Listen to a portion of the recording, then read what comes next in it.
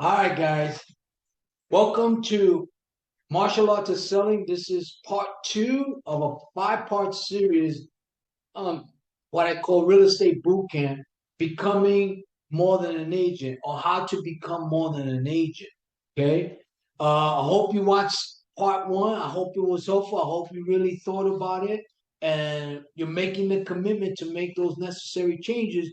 Because if not, then part two means nothing. It really doesn't. So if you're watching this on my channel and you like the video, do me a favor, smash that like button, hit the subscription button below, and share your comments, share your thoughts. And I got my sweater and my jacket on because the heat is not working in my office building and it's snowing out there. We had a windstorm and it's cold. And so I'm buckling up because I hate the cold. All right, guys. Now, part number two, I call it the four most powerful steps to becoming a top salesperson. Whether you're a real estate agent, whether you're selling commodities, whether you're selling anything that has to do with selling. Again, these are my favorite four powerful steps to becoming a top salesperson. Okay? So everyone has different ways, but these are the four that always works for me. And if you study top salespeople, you'll see that most of them have these four principles. Okay? So now let's dig into this. Number one, and I preach this and I live this, and no matter what you do in business, if you don't have this first principle and you don't apply this every day in your life, everything else is irrelevant. Motivation, inspiration, enthusiasm, all of that stuff doesn't mean nothing if you don't have this number one. You must be disciplined in every part of the selling process. And that go back to part one, which is you got to change the way you think. You have to and you must be disciplined in every facet or every part of the selling process. You can't close a deal unless you start with the discipline. And what do I mean about discipline? Because without discipline, you can't do nothing or you can't be successful at anything. And discipline is doing the things that you hate the most. Example, cold calling. But you have to learn to love it and embrace it and act like you love doing it. Whether you're feeling good or you're feeling down or you're feeling any other way, it doesn't matter. You must still get up and be disciplined and get the job done. And that's the difference between a top real estate agent and a mediocre to average agent. Because most agents don't even know what they really do or what an agent really means. So I'm going to emphasize on that. You must be disciplined in every part of the selling process, whatever that process is for you. You have to and you must be disciplined. There's no ways around that. And the number one thing to be disciplined in is your mind, the way you think. Have to do that. Does that make sense? All right, number two.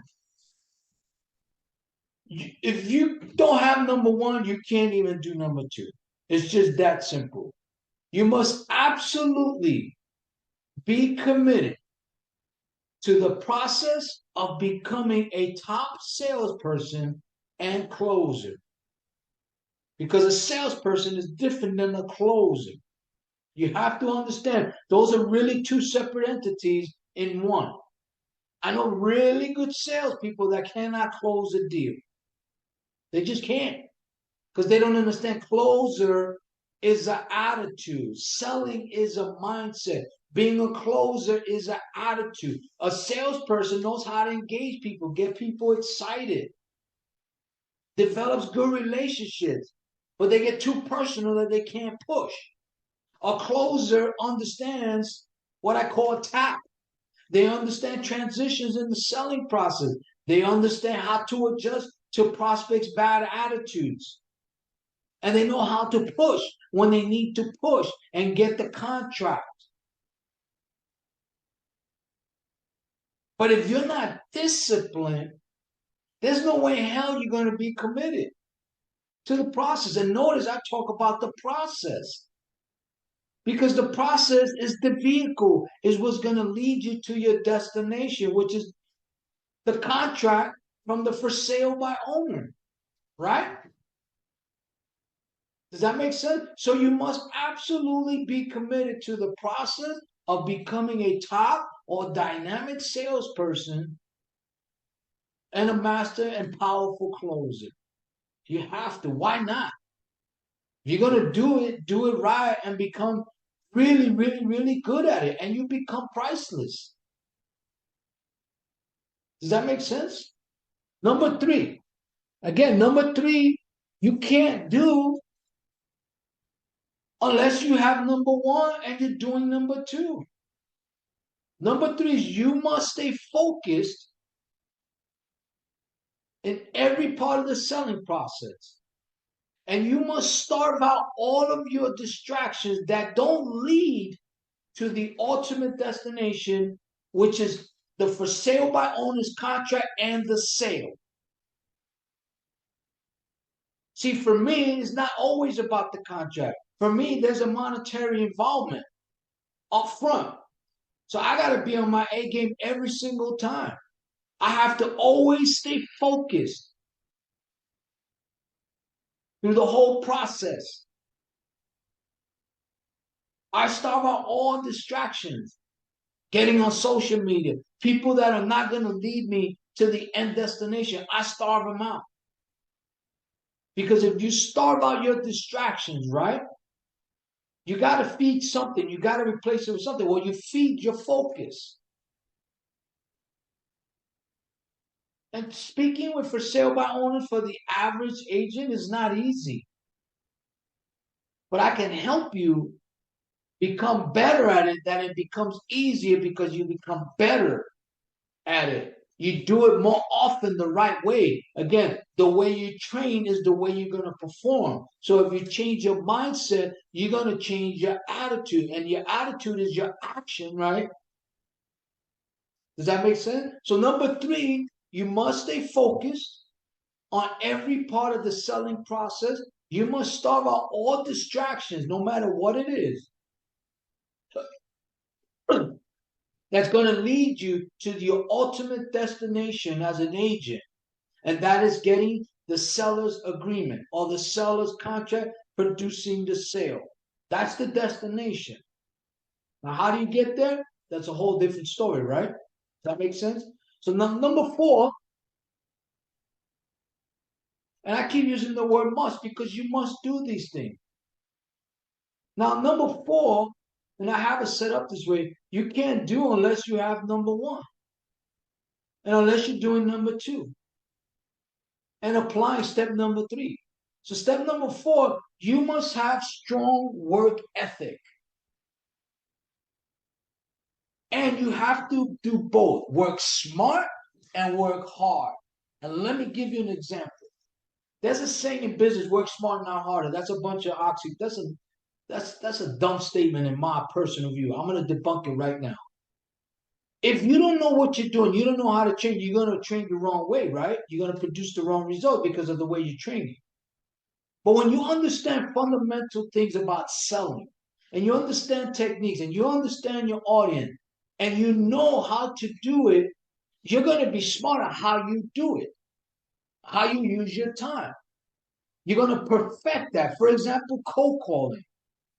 When you understand cold calling as a tool and you perfect it and you master it, you're going to be really good at it. I love cold calling. All my business comes from cold calling. But I work hard at it to be better at it. So you have to work smart. You have to work hard. But you have to have a strong work ethic. People don't like to do the grind. I love the grind. The grind is where everything is at. The grind is where the value is at. The grind is where I make things happen. And for me, the grind is the cold calling. So if you're not disciplined, you can't be committed. You definitely can't be focused, but you're definitely going to be able to be distracted. And you're definitely not going to have strong work ethic. So number 4 is you must have strong work ethic, both working smart and working hard. And here's the final analogy about working smart and hard. When you look at these top athletes like Tom Brady, who was successful for 20 plus years, LeBron James, Kobe Bryant, Michael Jordan, any top professional athlete or musician that are consistent for many, many, many decades, they learn to work smart, but they never stop working hard to stay on the top. There's one thing becoming a millionaire. There's another thing staying there. There's another thing winning the championship and being a champion. There's another thing defending that championship. Does that make sense? So now, these are the 4 things you need to apply every single day so that you can produce the results you want. Now, here's what I will say for the end notes. By mastering these 4 steps, you will not only see your value increase, but you will see your sales grow consistently. And for me, I never worry about the sale. I'm supposed to get the sale. That's done. Now I have to go catch it. I have to go earn what's already there for me, and I have to go grab it. Does that make sense? Anyway, I hope this was helpful. You're watching me on my YouTube channel. Do me a favor, hit the subscription button below, smash that like button, share your comments, share your thoughts, and share the video with others if you think it's helpful. Now stay tuned. Coming soon for part 3 on how to become more than an agent. Have a good day. Bye.